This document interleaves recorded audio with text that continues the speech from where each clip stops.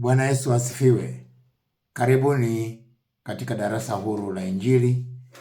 Darasa hili linajulikana kwa jina la darasa huru la Injili DHI, ambalo linapatikana katika chaneli ya Mwalimu Kimweri TV, na tunajifunza mambo mbalimbali yanayohusu imani yetu ya Kikristo, ili kukua, kwa sababu mwili una mahitaji yake, lakini roho pia ina mahitaji yake ili iweze kukua. Ili roho iweze kukua katika imani, inahitaji neno la Mungu, na ndicho tunachokifanya hapa, na ndio lengo la darasa hili, kujifunza neno la Mungu ili kukua katika kumjua sana mwana wa Mungu. Leo ni siku ya 6 katika masomo ya vijana katika wiki tuliyoita wiki ya vijana. Leo ni siku ya 6, tunaendelea na masomo haya mfululizo. Mwisho wa kipindi hiki usisahau kusubscribe, kushare, comment na kulike, na Mungu akubariki. Katika siku hii ya 6 tunaendelea na wazo letu kuu kwamba kijana, wewe ni zaidi ya unavyojiona leo. Kuwa na mtazamo mkubwa. Kijana, lazima uwe na mtazamo mkubwa. Lazima uanze kufanikiwa zaidi kuliko kufeli. Lengo la masomo haya, tunatamani kuwakutanisha vijana na Bwana Yesu. Ni muhimu sana. Unahitaji sana kama kijana kukutana na Mungu. Unamhitaji Mungu ili kuweza kubadilisha mtazamo wako, kwa sababu watu wengi sana wamekwama katika maisha yao kwa sababu ya mitazamo, na hakuna mtu anayeweza akabadilisha mtazamo wa mtu. Mwanadamu kama mwanadamu hawezi akabadilisha mtazamo wa mtu isipokuwa Mungu aingilie kati. Watu wengi sana wamekwama katika maendeleo kwa sababu ya mitazamo yao. Vijana wengi wamekwama katika maendeleo kwa sababu ya mitazamo. Unaweza usikubaliane na mimi, lakini ndio ukweli kwamba umaskini ni zao la mtazamo. Waswahili wanasema huwezi ukalaumiwa ukizaliwa maskini, lakini utalaumika ukifa maskini. Kwa nini Waswahili walifika wakasema hivyo? Kwa sababu umaskini ni mtazamo tu, ni hiari. Una hiari kuwa tajiri, una hiari kuwa maskini, na unakuwa maskini kwa sababu ya mtazamo tu ulionao, mindset, na unakuwa tajiri kwa sababu ya mtazamo. Kwa hiyo utajiri ni mtazamo na umaskini ni mtazamo. Unahitaji kusoma Warumi sura ya 12 mstari wa 2, kwamba tunapaswa kugeuzwa nia zetu. Nia, ukienda kwenye Biblia ya Kiingereza, neno nia kwenye tafsiri ya Kiingereza ni mindset, ni mind. Kwa hiyo mind zetu lazima zibadilishwe ili tusifuatishe namna ya dunia hii. Jambo la pili, au lengo la pili, tunapaswa kuwakutanisha vijana na Yesu. Mhubiri sura ya 12 mstari wa 1, ambapo anasema, mkumbuke muumba wako siku za ujana wako, kabla hazijaja siku zilizo mbaya. Katika ujana wako ndio wakati muafaka wa kumkumbuka Mungu, kwa sababu baada ya ujana zinakuja siku zilizo mbaya. Kama utakuwa hujamkumbuka muumba wako kwenye ujana wako, utakuwa umepoteza sana. Jambo la tatu, Zaburi ya 119 mstari wa 9, jinsi gani kijana aisafishe njia yake. Jinsi gani kijana aisafishe njia yake? Kwa kutii na kulifuata neno. Timotheo wa kwanza sura ya 4 mstari wa 12. Lengo la 4, Biblia inasema, mtu awaye yote asiudhalau ujana wako, bali uwe kielelezo kwa waaminio katika usemi na mwenendo, na katika upendo na imani na usafi. Mimi ni sauti ya mtu aliaye nyikani, itengenezeni njia ya Bwana. Somo la leo, au somo lililopita, nakumbuka tulijifunza changamoto ambazo wanapambana nazo vijana, lakini hasa tulijifunza fursa 8 za kijana wakati wa ujana wake. Tulitafakari kwa urefu sana kwamba kijana ana fursa nyingi, lakini mimi nilitaja 8.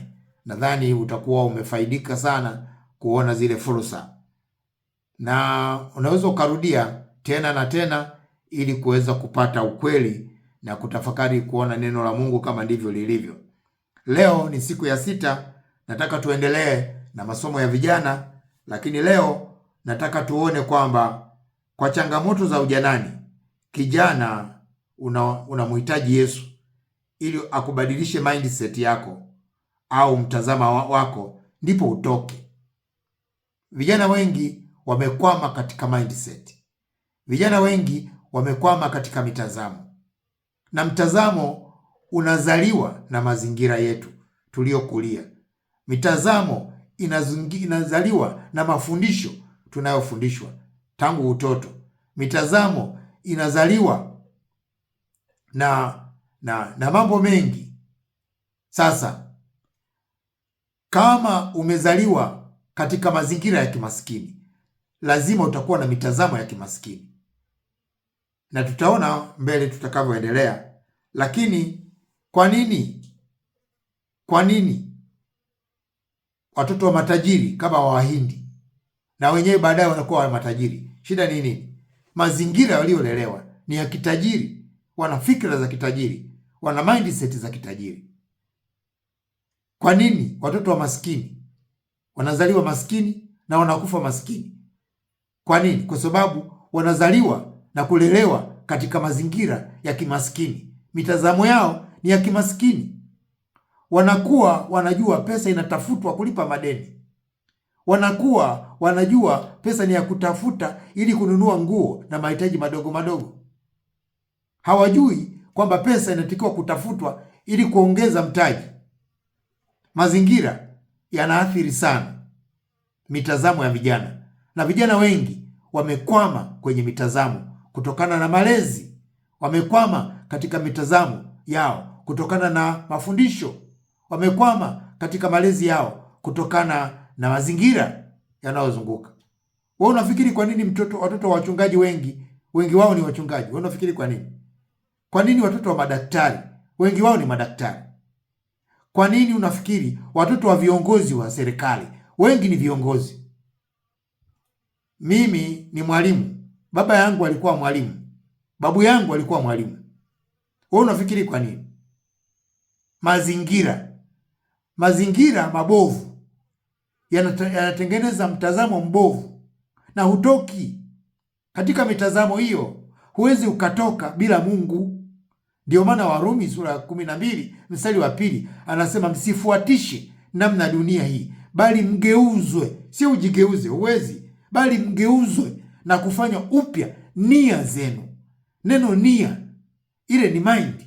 Neno nia kwa Kiswahili, kwa Kiingereza ni mind. Mind ni nini? Mind ni akili iliyo kwenye nafsi. Mungu atusaidie. Moyo wa kijana ni jimbo la uchaguzi. Moyo wa mwanadamu yoyote ni jimbo la uchaguzi. Inategemea ni mbunge gani anayekaa kwenye huo moyo,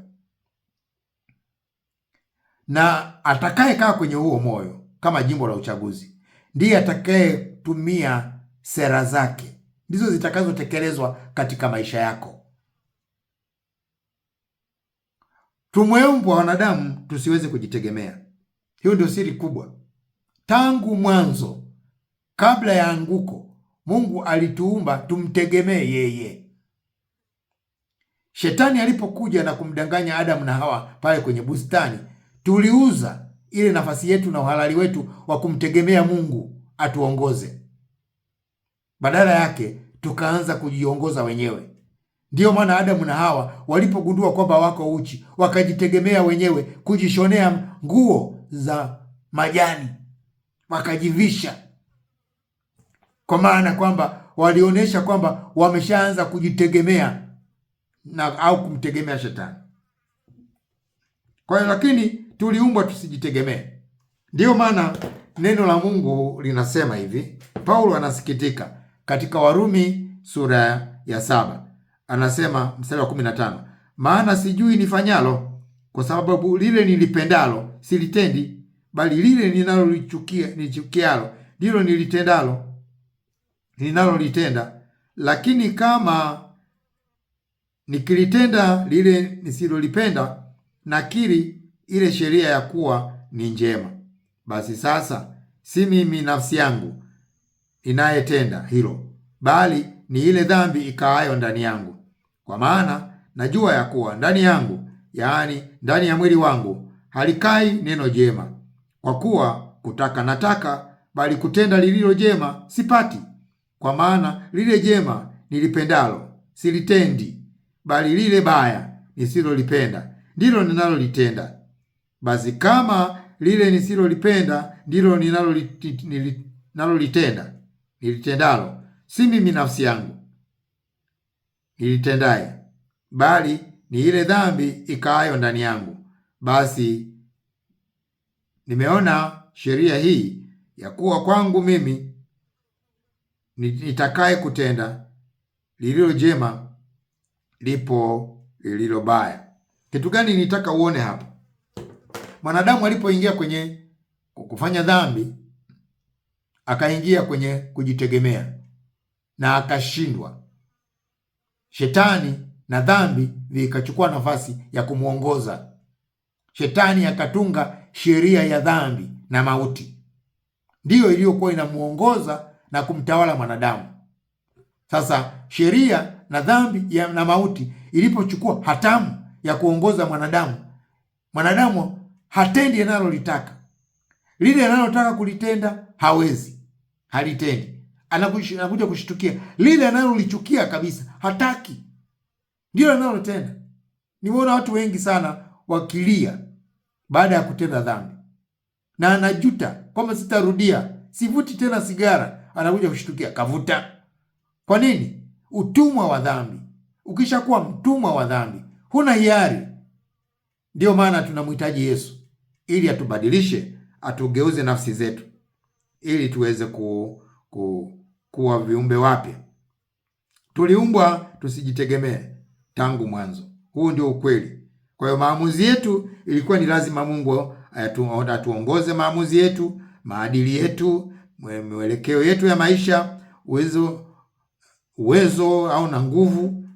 Mungu alituumba tumtegemee yeye. Kujitegemea bila Mungu ni mzizi wa dhambi.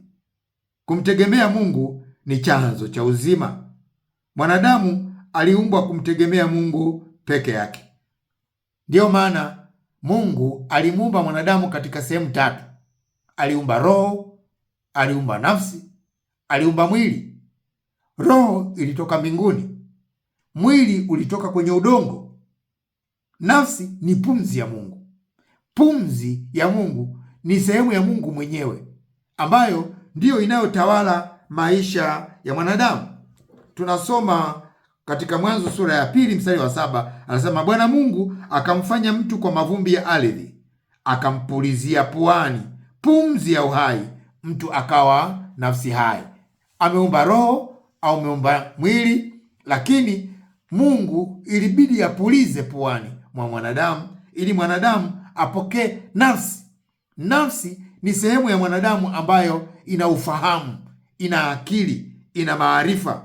Biblia inasema katika Matendo ya Mitume sura ya 17 mstari wa 24, Mungu aliufanya ulimwengu na vitu vyote vilivyomo. Yeye kwa kuwa ni Bwana wa mbingu na nchi, hakai katika hekalu zilizojengwa kwa mikono, wala hatumikiwi kwa mikono ya wanadamu kana kwamba anahitaji kitu chochote, kwa maana ndiye aliyewapa wote uzima na pumzi na vitu vyote.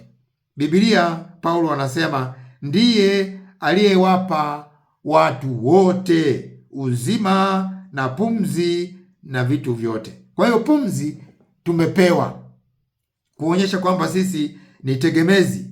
Paulo anaandika maandiko haya akiwa challenge Wagiriki wa Athene ambao walikuwa wana historia ya kuwa na nadharia kubwa kubwa duniani. Kumbuka Athene ndiko mahali ambako hao majianti wa elimu walikuwepo, Sokrati, Plato, Aristoto walikuwa Athene. Sasa Paulo anawakuta mabaki ya nadharia za Athene zipo, anawaambia hapana, Mungu sio zao la akili ya mwanadamu. Mungu hakutengenezwa au hatokei kutokana na mazao ya akili ya mwanadamu. Amfinyange Mungu atengeneze kama kinyango? Hapana, Mungu hayuko hivyo. Mungu ni giant moja ambaye ndiye asili ya uzima wetu, anayetupa upumzi na uzima na uhai. Yeye ndiye anayeruhusu uwe hai. Lakini pia Paulo anaharibu nadharia zile akisema mwanadamu sio chanzo cha uhai wake mwenyewe. Mwanadamu, uhai ulionao wewe sio chanzo, wala uhai wako, wazazi wako sio chanzo. Chanzo cha uhai wako ni Mungu. Wazazi wako wamepokea tu huo uhai wakakuzaa. Ndio maana wengi wamekufa, lakini wewe uko hai. Ni Mungu aliyesababisha usife. Katika Warumi sura ya 14 mstari wa 7 tutasoma, lakini anasema hakuna anayeishi kwa nafsi yake, wala hakuna anayekufa kwa nafsi yake. Tukiishi twaishi kwa Bwana, tukifa twafa kwa Bwana. Kama tukiishi, kama tukifa, sisi ni mali ya Bwana. Sisi ni mali ya Mungu. Wewe ni mali ya Mungu, na Mungu alikuumba usiweze kujiongoza mwenyewe. Ndio maana mambo mengi yanakushinda. Bila Mungu hakuna uhai. Bila Mungu hakuna pumzi. Bila Mungu hakuna kesho. Bila Mungu hakuna mafanikio. Bila Mungu hakuna akili, hakuna hekima. Mungu kwanza. Mungu ndio kila kitu katika maisha haya. Usijisahau mtoto wa Mungu. Usimsahau mwanangu. Usimsahau Mungu. Usimsahau. Ndio na Biblia mahali pengi nasisitiza, mkumbuke muumba wako siku za ujana wako kabla hazijaja siku zilizo mbaya. Katika Warumi nilisema pale sura ya 14 mstari wa 7 anasema, kwa sababu hakuna mtu miongoni mwetu aishie kwa nafsi yake, wala hakuna mtu afaye kwa nafsi yake. Kwa maana kama tukiishi twaishi kwa Bwana, au kama tukifa twafa kwa Bwana. Basi kama tukiishi au kama tukifa, tumali ya Bwana. Sisi tumali ya Bwana. Hakuna upinzani. Hakuna upinzani. Ndio maana huwa nakuambia, kama unafikiri wewe ni mali yako mwenyewe, basi amua usife. Lakini kama kuna anaye kuamulia ufe au uishi, upumue au usipumue, kama kuna anaye kuamulia hivyo, huyo ni Mungu. Huyo ndio wa kuabudiwa, huyo ndio wa kuogopa, huyo ndio wa kutumaini. Huyo ndio wa kutumaini. Acha kujisahaulisha kwa elimu zako. Acha kujisahaulisha kwa mafundisho tu ya ajabu. Mungu yupo. Hii dunia ina mwenyewe. Huyu Mungu anayelitoa jua mashariki na kuzama magharibi kila siku, hasinzii wala halali, na akili zake hazichunguziki, ndiye aliyeruhusu wewe uishi. Akitaka ufe, hatumii nguvu, ni sekunde tu anakupuliza, umepotea. Wapendwa, yuko Mungu, tusijisahau. Ujana usitusahaulishe, uzima huu usitusahaulishe. Yuko Mungu. Mithali sura ya 20 mstari wa 27. Mithali sura ya 20 mstari wa 27. Neno la Mungu linasema, pumzi ya mwanadamu ni taa ya Bwana. Pumzi ya mwanadamu ni taa ya Bwana, hupeleleza yote yaliyomo ndani yake. Kwa hiyo pumzi unayovuta, ukivuta ikiingia ndani inakuchunguza, ukiitoa inatoa majibu, inakushtaki. Kinachokushtaki kwamba wewe ni mtenda dhambi au sio mtenda dhambi ni pumzi. Mungu ameweka pumzi kama jicho lake. Unapoivuta, huwa nawaambiaga watoto wangu wakati mwingine, kama unataka kutenda dhambi Mungu asikuone, usivute pumzi. Kwa sababu ukivuta tu ikaingia ndani, tayari jicho limeingia, linakuchunguza. Ukiitoa ile pumzi, tayari inakwenda kutoa taarifa kwamba mwenzako anawaza 1 2 3. Kwa hiyo kama unataka kutenda dhambi, mimi nikushauri, ziba pua, halafu fanya dhambi sasa bila kupumua. Lakini ukipumua, taa ya Mungu ambayo ni jicho la Mungu litaingia na kuchunguza kinachofanyika ndani yako. Mhubiri 12 tulishasema kwamba ndio maana sasa tunaambizwa kwamba mkumbuke muumba wako siku za ujana wako kabla hazijaja siku zilizo mbaya. Mpendwa, usijisahaulishe, kuna siku mbaya zinakuja, usije ukaja kujuta. Waswahili wanasema majuto ni mjukuu, huja kinyume. Tunakuambia mapema, tunaambizana mapema kwamba katika ujana huu mtafute Mungu, katika ujana huu mkumbuke Mungu, katika ujana huu ishi na Mungu, katika ujana huu kubali kuongozwa na Mungu aliyekupa uzima. Amekuwazima uzima, amekuwazima macho, wengine hawana. Amekupa masikio, wengine hawasikii. Amekupa kinywa, kitumie kwa kazi yake. Amekupa nguvu, tumia nguvu zake kumtukuza, nawe utakuwa heri katika dunia hii. Mithali sura 23 mstari wa 26, Biblia ndio maana inasema, mwanangu, nipe moyo wako, macho yako yapendezwe na njia zangu. Mungu anautaka moyo wako, kwa sababu moyo ndio injini, ndiko yanakotokea, ndio chimbuko la kila kitu cha mwanadamu. Ndio maana anasema, Biblia inasema, mwanangu, Mungu anakubembeleza, mwanangu, nipe moyo wako ili njia zangu zipendezwe nami. Njoni kwangu ninyi nyote msumbukao na wenye kulemewa na mizigo, nami nitawapumzisha. Jitieni nira yangu, mjifunze kwangu, kwa kuwa mimi ni mpole na mnyenyekevu wa moyo, nami nitawapa raha nafsini mwenu. Yesu anatuita, Yesu anatubembeleza tujitie nira yake, maana nira yake ni laini na mzigo wake ni mwepesi, nasi tutapata raha. Lakini watu wanakataa kupata raha kwa Yesu Kristo au kupitia kwa Yesu Kristo. Kwa hiyo moyo wako ni kituo cha maisha.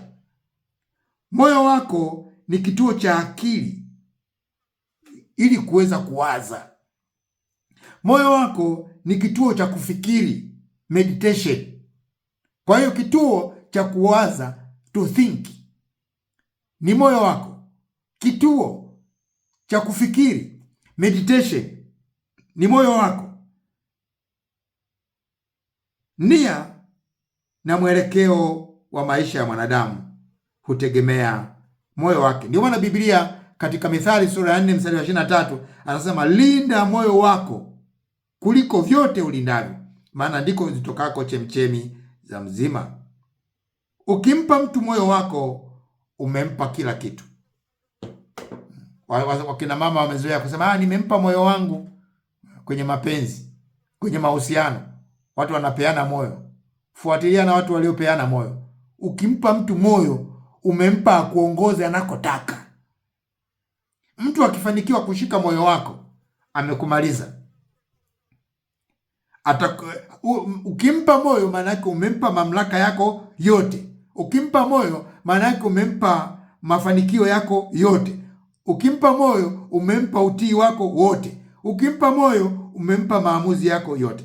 Ndiyo maana katika Warumi sura ya 7 mstari wa 15 hadi ule wa 21 tulishasoma pale juu. Sasa moyo ni muhimu sana. Hata katika kuabudu, Mungu anataka tuabudu kwa ibada inayotoka moyoni, sio kwa maneno. Katika Mathayo sura ya 15 mstari wa 8 anasema hivi, watu hawa huniheshimu kwa midomo, ila mioyo yao iko mbali nami, nao huniabudu bure, wakifundisha mafundisho yaliyo maagizo ya mwanadamu. Mungu anataka tumwabudu kutoka moyoni, kutoka moyoni. Na Mathayo 15:15 anasema, basi Petro akajibu akasema, tuelekeze mifano huu. Yesu akasema, hata sasa ninyi nanyi mngali hamna akili. Kwa hiyo moyo ndio kila kitu. Sisi sio mali yetu wenyewe. Kuna pointi nitaka nimalize kabla sijaingia kipengele kingine. Sisi au wewe hapo sio mali yako mwenyewe. Wewe ni mali ya Mungu. Ndio maana alikuruhusu kazaliwa, akakulinda wakati ni mdogo, huna akili, mpaka sasa hivi una ufahamu wa kutosha kama hali ulionayo. Na bado lazima mtegemee Mungu ambaye alikuvusha wakati uko tumboni hujitambui, ambaye alikuvusha kipindi cha utoto, ambaye alikuvusha kipindi cha ujana. Ni wa kumtegemea sasa kipindi hiki cha ujana, ni wa kumtegemea sasa kipindi hiki cha utu uzima ni kwa kumtegemea sasa. Usijisahaulishe wala usijipoteze. Wewe ni mali ya Mungu. Tunasoma habari hii katika Wakorinto wa kwanza sura ya 6 mstari wa 19. Au hamjui ya kuwa mwili wenu ni hekalu la Roho Mtakatifu aliye ndani yenu, mliyepewa na Mungu, wala ninyi si mali yenu wenyewe, maana mlinunuliwa kwa thamani.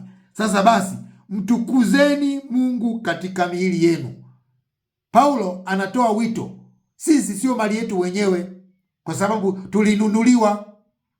Kwa hiyo tumtukuze Mungu katika miili yetu. Mungu atusaidie. Nitaka niendeleze swala la mindset. Nianze kwa kusema kwamba mwanadamu ameumbwa na sehemu tatu: roho, mwili na nafsi. Na katika hivyo vipengele vitatu, mwanadamu ana sehemu tatu, ana utu wa aina mbili.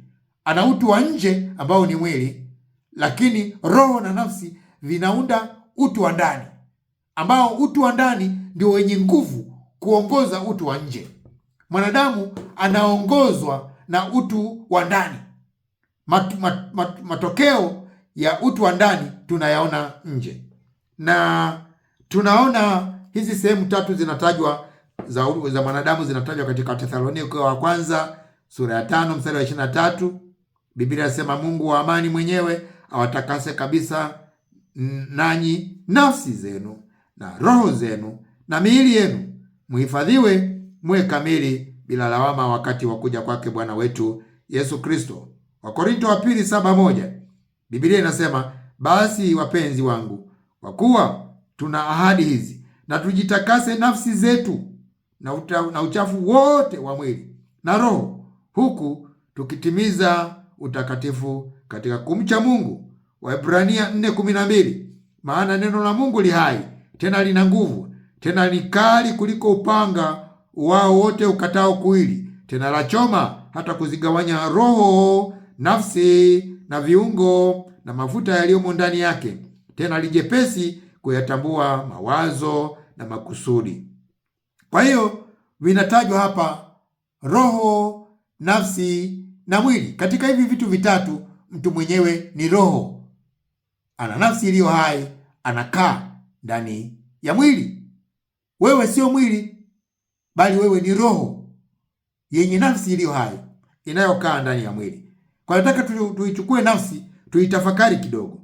Nafsi ni nini? Nafsi ni sehemu ya mtu inayohusika na mambo ya mtu. Ni sehemu ya mtu ambayo ina ufahamu wa mtu mwenyewe, au kiini cha ubinafsi wa mtu, au kiini cha uhai wa mtu. Katika nafsi ndiko kuna hisia, kuna nia.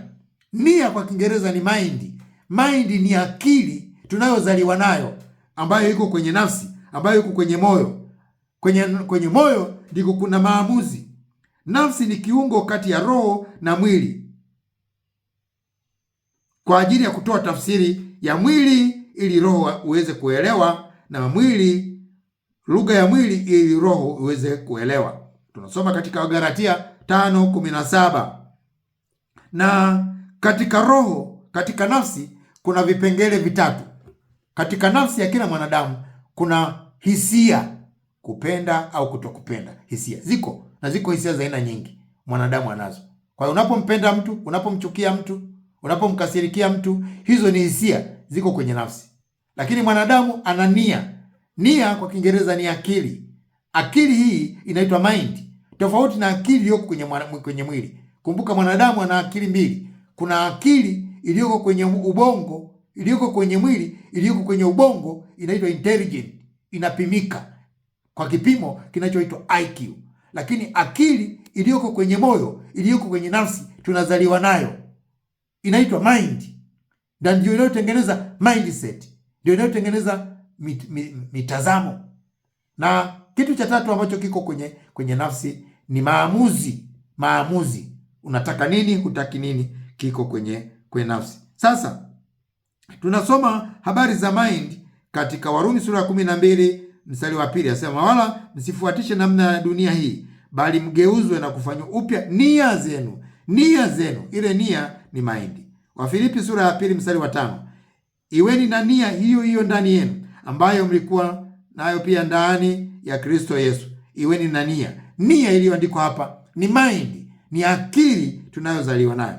Ukombozi wa nia ni kugeuza mawazo yetu, fikra zetu na kuambatana na neno la Mungu ili kuishi katika kumpendeza Mungu.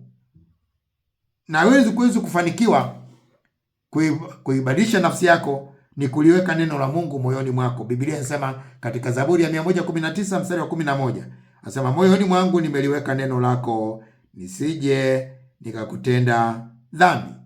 Kwa nafsi ni kiungo muhimu sana, na katika nafsi mtu anaongozwa na mawazo na fikira. Mawazo ni mazao ya ubongo wa mwili unaoitwa intelligent, unatoa mawazo. Mawazo yanakuja kutokana na milango mitano ya fahamu. Yanapoingiza matukio katika ubongo, yanatengeneza mawazo. Lakini nafsi ni akili ya ndani ambayo inakupa mawasiliano ya ndani, kuongoza mwili. Na mawazo ili yaweze kutendewa kazi, lazima yaingie kwenye nafsi ili uweze kufikiri, kutoa matunda. Ezekieli 38 mstari wa 10. Sasa leo, mpaka leo hii, kwa shetani kugundua hilo kwamba mwanadamu ni fikira na akili. Shetani anachokiwinda kwa mwanadamu siku zote ni fikira zake. Shetani anapokutafuta, hatafuti mwili wako, hatafuti roho yako, anatafuta nafsi, ambayo katika nafsi kuna fikira. Iko mistari miwili hapa, ngoja nikuoneshe. Waefeso sura ya 4 mstari wa 17 anasema, basi neno lasema hivi, basi nasema neno hili tena, nashuhudia katika Bwana, tangu sasa msienende katika kama mataifa waenendavyo katika ubatili wa nia zao. Nia hapa ni mind, ambao akili zao zimetiwa giza, na nao wamefarakishwa na uzima wa Mungu kwa sababu ya ujinga uliomo ndani yao, kwa sababu ya ugumu wa mioyo yao, ambao wakiisha kufa ganzi wanajitia katika mambo ya ufisadi, wapate kufanyiza kila namna ya uchafu kwa kutamani. Basi ninyi sivyo mlivyojifunza Kristo.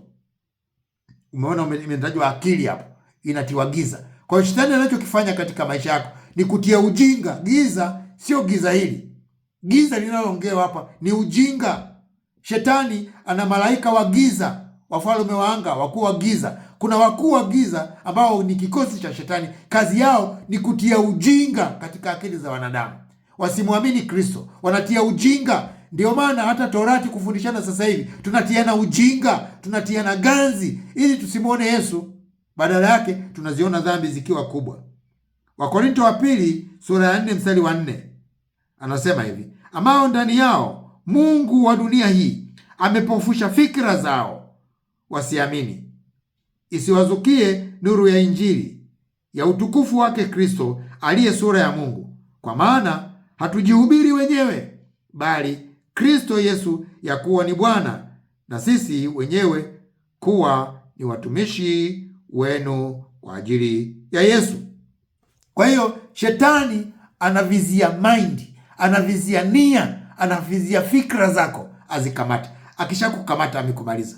Mwanadamu yoyote akikamata fikira zako atakupeleka atakako. Ndio maana wakina Kibwetele waliwateka watu wakachomwa moto. Ndio maana maadamii wengi hapa Kenya, nchi za jirani, waliwapata watu wanaambiwa wafunge wasile ili wafe kwa njaa. Mtu akikukamata fikira amekumaliza. Ndio maana waliokamatwa na Torati hata uwapige risasi, mindset zimeshakamata. Mungu atusaidie. Mindset ni nini? Mind ni nini? Hebu tuende kipengele hiki cha 3. Mind ni nini? Nataka nikimbize, muda umeenda. Mind ni akili Hii ni akili iliyoko kwenye nafsi, ni akili ambayo tunazaliwa nayo. Ndio maana akili hii inawasaidia hata watu wasiojua kusoma. Ndio maana kuna watu ambao hawajui kusoma wala kuandika, lakini kwa sababu wana akili ya kuzaliwa, mind, wanaweza kufanya vitu vikubwa kuliko wasomi.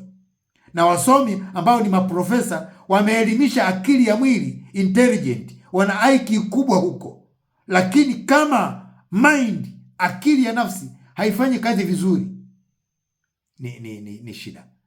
Ndio maana msomi mmoja anaitwa Robert Eisen aliwahi kusema ni bora kuwa na akili kuliko kuwa na elimu. Tanzania hii, dunia hii, tuna watu wengi wasomi, wana akili, wana elimu, lakini hawana akili. Akili inayosemwa hapa sio hii ya intelligent, ni akili, mind. Akili intelligent ndio inayopokea elimu, ndio tunayopeleka shule, medula oblongata, medula nani sijui nini. Hiyo ndio akili tunayopeleka shule, inayopokea elimu. Eisen anasema ni bora uwe na akili kuliko kuwa na elimu. Maanake heri ukose elimu kuliko ukakosa akili. Waliobahatika kuwa na akili na kuwa na elimu wanatisha sana kwenye dunia hii, lakini walio wengi wana elimu lakini akili ni shida. Mungu atusaidie tujue kwamba fikira zetu zinatafutwa na fikira ndizo ambazo zina meditate. Sasa moyo wa mwanadamu ndio injini ya kuchakata mawazo ili kutoa maamuzi. Kwa siku mtu anawaza sana, lakini wanaofikiri ni wachache. Niwahi kusoma article moja ikanishangaza. Ikasema 95% ya wanadamu wanawaza kwa kutumia akili za mwili. Wanawaza, mawazo ni mengi sana, lakini wanaofikiri, meditate, ni wachache sana. Wanaothink ni wengi sana, 95%, lakini wanao meditate ni 5% tu ya wanadamu.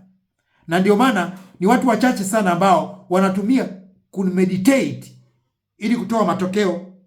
Ezekieli 38:10 anasema, Bwana Mungu asema hivi, itakuwa katika siku hiyo mawazo yataingia moyoni mwako, nawe utakusudia kusudi baya. Mawazo yataingia moyoni mwako. Umeona hii tofauti? Kwa anaposema mawazo yataingia moyoni, manake mawazo sio ya moyo. Mawazo hayatokani na moyo, lakini yanaweza yakaingia kwenye prosesa ya mtu ambayo ni moyo, ukakusudia kitu sasa kikatokea. Mawazo yasipoingia kwenye prosesa ambayo ni fikira, ukameditate, huwezi ukakusudia kitu kikatokea kikaiva. Ezekieli 38 nadhani umesoma mstari wa 10. Pata muda wa kufikiria zaidi. Na ndio maana katika Mithali 23:7 anasema mtu aonavyo nafsini mwake ndivyo alivyo. Sasa hii mind inapokea mawazo na fikra mbalimbali, na zile fikra zinazoingia katika moyo wa mtu zinatengeneza kitu kinachoitwa mindset. Mindset ni nini? Mindset ni mtazamo. Mitazamo hii inaweza ikajengwa na mafundisho, mitazamo hii inaweza ikajengwa na mazingira, mitazamo hii inaweza ikajengwa na mafundisho, mazingira na vitu mbalimbali. Kwa hiyo mindset ni mtazamo unaojengwa akilini, kwenye fikira huko. Mindset ni mtazamo au tabia ya watu katika kufikiri au kukabiliana na mambo fulani fulani. Anapokabiliana nayo yale mambo, anakabiliana nalo kwa kuogopa au kwa ujasiri. Kama ni jambo baya, anakabiliana nalo vipi? Watu wengi wanapokabiliana na changamoto, mindset ndizo zinazoamua. Unasikia mtu anasema siwezi. Wewe unasemaje huwezi wakati hujajaribu? Sasa mindset inawezekana ndizo zinazowadanganya watu. Mindset ni mtazamo wa akili au mfumo wa mawazo ambao mtu anao kuhusu maisha yake anao kuhusu maamuzi yake, anao kuhusu uwezo wake, anao kuhusu mafanikio yake.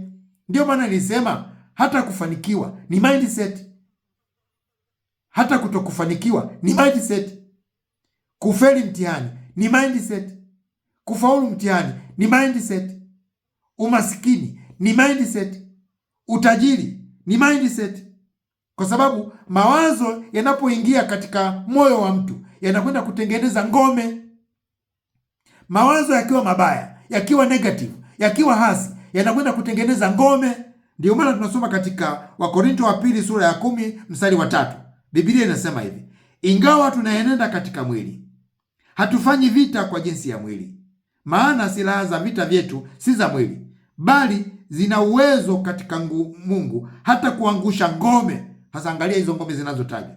Mstari wa 5, tukiangusha ngome, tukiangusha mawazo na kila kitu kinachoinuka kijiinuacho juu ya elimu ya Mungu, tukiteka nyara kila fikra ipate kumtii Kristo.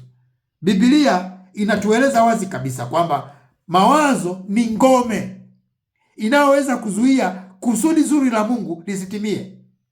Mawazo ni ngome ambayo inaweza ikazuia mpango, ushauri mzuri unaopewa kila siku. Usifanyie kazi, unasema sina mtaji, siwezi, nikinunua gari itagongwa, nikijenga nyumba haizalishi. Kila unachoshauriwa unakikataa kutokana na mtazamo, kutokana na ngome. Mawazo ambayo ni potofu kutokana na mafundisho unayofundishwa yanaweza akaingia ndani ya moyo wako yakajenga ngome, yakawa kizuizi usimwamini Yesu.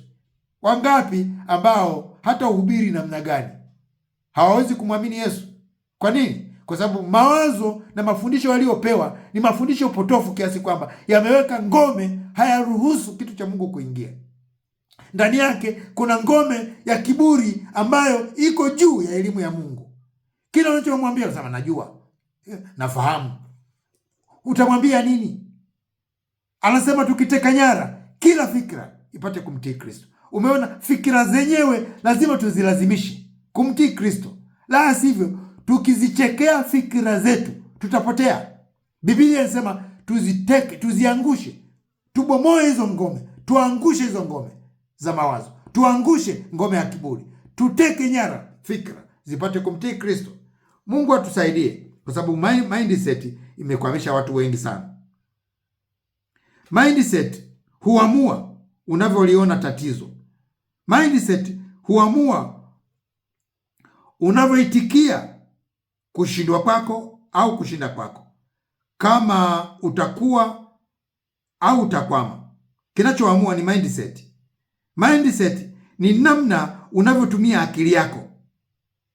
Kwa mfano, Mika sura ya 7 mstari wa 8, neno la Mungu linasema, usifurahi juu yangu, adui yangu, niangukapo nitasimama tena, nikaapo gizani, Bwana atakuwa nuru kwangu.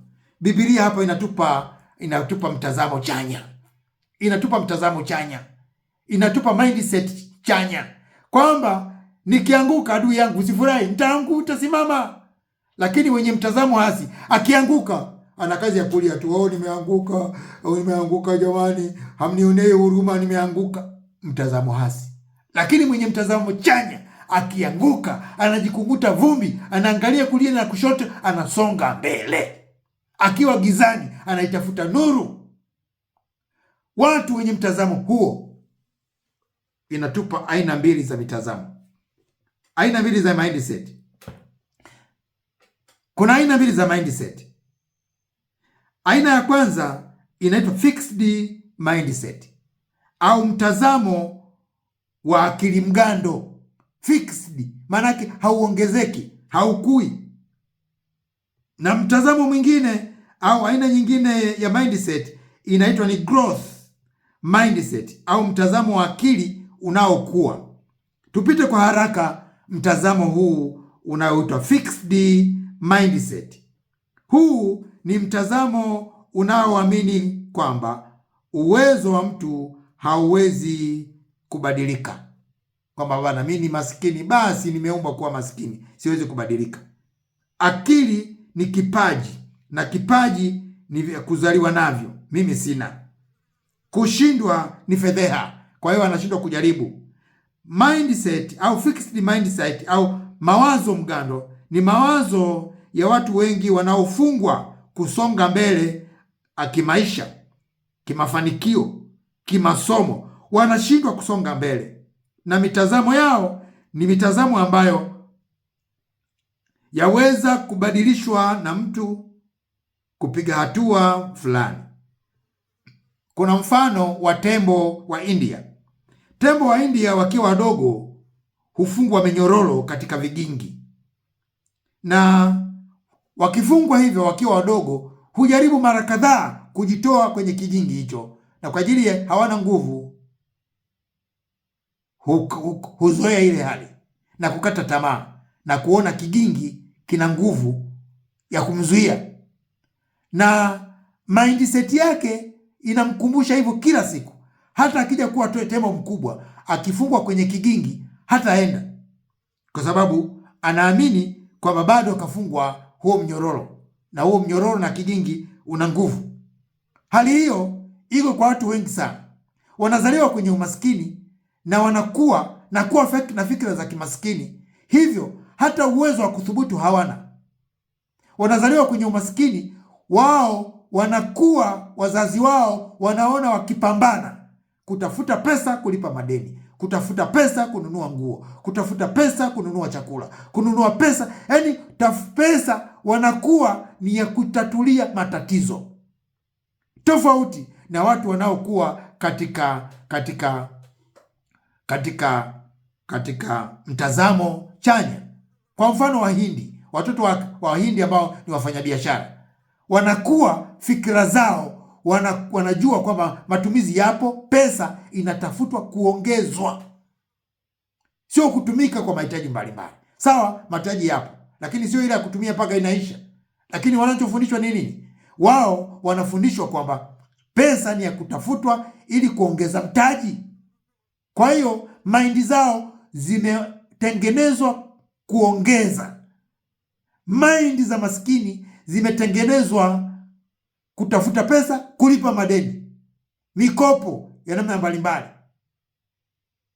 Sasa mindset, hakuna kitu kibaya katika maisha. Kijana, tutapiga kelele sana na sana na sana, kama mindset imekamatwa hutabadilika. Ili uweze kupata maendeleo na mabadiliko, lazima umuombe Yesu akubadilishe mindset yako, la sivyo hakuna jipi utafanya. Ndio maana watu wanafeli. Watu wanakaa darasani watu 40, unakuta wengine wanafeli, wengine wanafaulu. Ni mindset. Wengine mazingira yanayotoka hayahamasishi umuhimu wa elimu. Hivi umewahi kujiuliza, mfano wa tembo, nasema kama tembo, je, ni wangapi, kama kwa mfano huu wa tembo, ni watu wangapi ambao wana mapokeo na mitazamo hasi ambayo haiwaruhusu kuthubutu kufanya chochote? Wasikia, sisi kwenye familia yetu ndivyo tulivyo, hatuolewi. Sisi kwenye familia yetu bwana, sisi ni maskini wote. Sisi kwenye familia wote hatusomi. Ni mindset. Watoto wanazaliwa na wazazi ambao hawajui umuhimu wa elimu, na wao wanaambukizwa hivi, hawataki elimu. Kuna mtoto mmoja alikuwa anakataa, asema shule siendi, mkitaka kateni shingo, lakini shule mimi siendi. Fuatilia, utakuta mazingira aliyokulia. Ukikulia mazingira ya madanguro, utashiriki madanguro na mindset yako itaenda huko, na asiyefanya utamwona ni mshamba. Ukikulia kanisani, utakulia mapambio, na mtu asiyeokoka utaona amepitwa na wakati. Umekulia wapi? Umekulia mazingira gani? Hayo ndio yanayokuathiri. Kama umekulia mazingira ya kimaskini, utakuwa maskini tu, kwa sababu chanzo cha umaskini ni umaskini wenyewe na fikira za kimaskini, na chanzo cha utajiri ni utajiri wenyewe na fikira za kitajiri. Mtu mwenye fikira za kitajiri, hata kama ni maskini, huo maskini hauna muda unatoka. Mtu mwenye fikira mindset ya kimaskini, hata kama ni tajiri, atakuwa maskini siku mbili zijazo.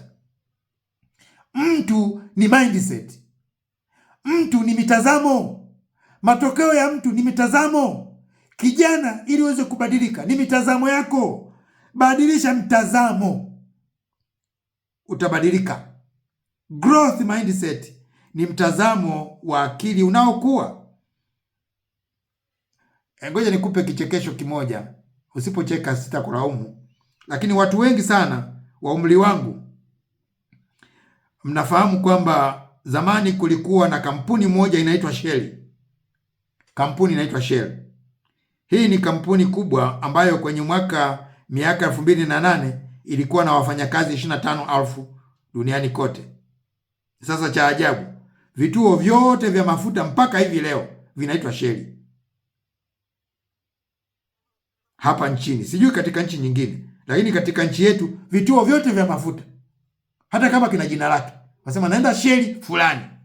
Kumbe Shell kilikuwa ni kituo cha kwanza maarufu cha mafuta, lakini kutokana na mindset watu wanaita hivyo mpaka leo. Mindset ndiyo msingi wa mafanikio. Nitakupa watu wachache hapa ambao waligundua, lakini kutokana na mindset chanya, hata kama walishindwa mara kadhaa, hawakukata tamaa. Usifurahi, adui yangu niangukapo, nitasimama tena. Thomas Edison, yeye huyu aligundua taa za umeme, balbu tunazozitumia leo. Yeye alijaribu kutengeneza hizi balbu mara 1000. Anashindwa tu mara ya kwanza mpaka 99. Anashindwa, balbu haziwaki. Lakini mara ya 1000 ndipo taa zikawaka. Mithali 24:16 nasema, kwa maana mwenye haki huanguka mara 7 akaondoka tena, bali wasio haki hukwazwa na mabaya. Mwenye haki anamtazama chanya, hata kama ataanguka dhambini atasimama tena. Hawezi kuanguka dhambini akasema basi tena mimi ndio imekwisha hivi. Thomas Edison alikatishwa tamaa kwa taa na balbu. Kila anapotengeneza zinakataa, zinaungua, zinakuwa na udhaifu huu. Alitengeneza na kukosea mara 99 mara ya 1000, ndipo akafanikiwa. Mindset, growth mindset inayokubali mabadiliko. Biblia inatueleza kwamba hesabuni kwamba ni furaha tupu mkiangukia katika majaribu mbalimbali, kwa sababu kujaribiwa kwa imani yenu huleta kukwama, kukatishwa tamaa. Usikutii, kwa sababu ukienda kinyume kuna matokeo yake. Anguko, ukisimama, ukianguka, Biblia inasema mwenye haki huanguka mara 7 mfululizo na anasimama. Mwenye mtazamo chanya hakatishi tamaa. Ninyi wakina dada mnajua, ukikutana na mwanaume ambaye hakatishi tamaa, hata kama utamkataa na kumpiga vibao, hata kama utamshtaki, kesho yupo, dada nakupenda. Kuna wanaume wa kukatisha tamaa, ukimwambia toka kwangu hapa, haji tena na umuone. Hao ndio wale fixed mindset. Lakini ndugu yangu, ukakutana na kaka ambaye ni growth mindset, umekwama. Kwa hiyo kuna mtu wengine ambao waligundua ndege, wanaitwa Wright brothers, Oliver na Wilbur Wright. Hawa waligundua ndege hizi tunazoziona zinaruka angani. Walikataliwa mara nyingi, walidharauliwa mara nyingi, walijaribu mara nyingi, walipata ajali nyingi sana, lakini hawakukata tamaa. Mindset yao ilisimama.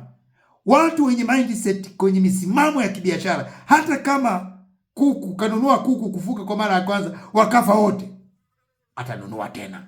Watakufa, atanunua tena. Mimi nakumbuka wakati naanza kufuga kuku wanyama, nilianza kuchukua vifaranga 100. Wakaniletea vifaranga vyangu 50 vimekufa. 50 ndio nikapambana navyo mpaka nakuja kuviuza 30. Vifaranga 70 vimekufa, lakini sikukata tamaa.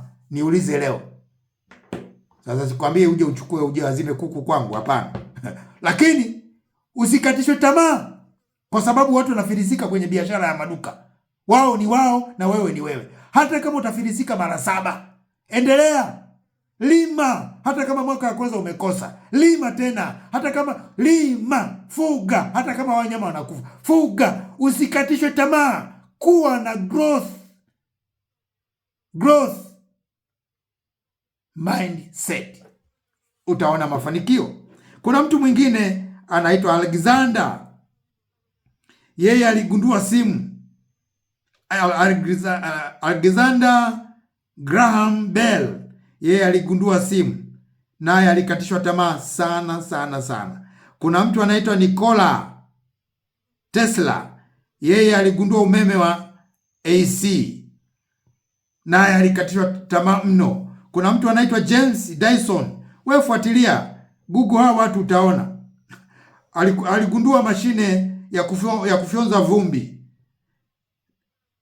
Kwa hiyo kujaribiwa kwa jambo lolote lile huletwa. Kukwama kusikukatishe tamaa, kwa sababu kunakupa akili utoke pale. Hebu uona kwamba jaribu linakuletea ujasiri wa kupiga hatua nyingine. Usizuilike kwa chochote. Kama kijana ukiwa na mindset, growth mindset, usizuilike. Panga mipango, anza, tekeleza, mtegemee Mungu. Lakini kama nilivyosema